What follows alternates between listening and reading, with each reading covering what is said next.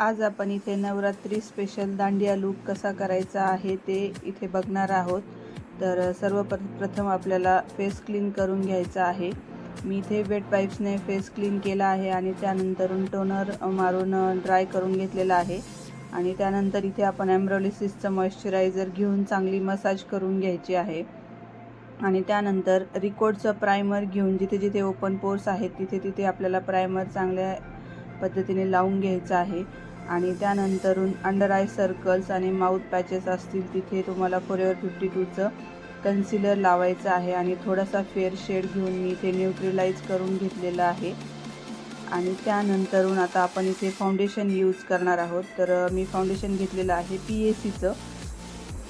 तर इथे फाउंडेशन मी ब्रशने ब्लेंड करत आहे कारण मला इथे फ्लॉलेस बेस हवा होता आणि ब्रशने ब्लेंड केल्यानंतर जरा फाउंडेशन पण कमी लागतं आणि त्यानंतरून मी ब्लेंडरने पण चांगलं ब्लेंड करून घेतलेलं आहे आणि आपल्याला जिथे जिथे हायलाइट पॉइंट्स आहेत तिथे तिथे कन्सिलर लावून हायलाइट पॉइंट्सला ब्लेंड करून घ्यायचं आहे। इथे मी कन्सिलर फॉरएव्हर 52चं यूज केलेलं आहे।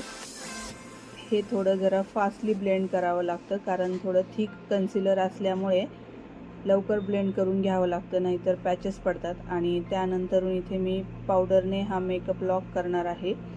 इथे पावडर मी लॉरा मर्सियाची पावडर घेतलेली आहे आणि तिचं आपल्या फेसवर पूर्ण डॅबिंग मोशनमध्ये लावून त्यानंतर इथे मेकअप फिक्सर यूज करणार आहे। मेकअप फिक्सर मी युरोप गर्लचं घेतलेलं आहे आणि त्यानंतर आपण इथे आयब्रो डिफाईन करून घेत आहोत। आपण इथे प्रिटी ऑल सेटचा आय शॅडो पॅलेट घेतलेला आहे आणि आपल्या आयलिडवरती थोडा ब्राऊन कलर आणि ब्ल्यू कलर घेऊन मी इथे हे आय शॅडो करून घेतलेलं आहे आणि आता आपलं आय शॅडो इथे कंप्लीट झालेलं आहे। त्यानंतर ब्लशर, हायलायटर आणि नोज कॉन्टोरिंग करून घेतलेलं आहे।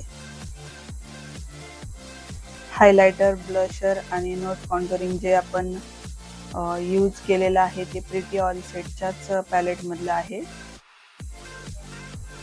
आणि इथे आपण लोअर लॅशेसला पण ब्राऊन कलर आणि ब्लॅक आय शॅडोचं ब्लेंड करून घेतलेलं आहे आणि त्यानंतर इथे मी लॅशेस यूज केलेले आहेत। आपल्या लॅशेस लावून झालेले आहेत आणि त्यानंतर इथे लिपस्टिक यूज करत आहे।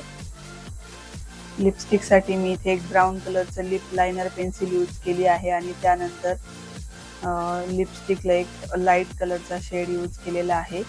हा बघा, अशा प्रकारे आपला मेकअप कंप्लीट झालेला आहे। तुम्हाला कसा वाटला कमेंट करून सांगा आणि आवडला असेल तर लाईक, शेअर अँड सबस्क्राईब करायला विसरू नका। धन्यवाद।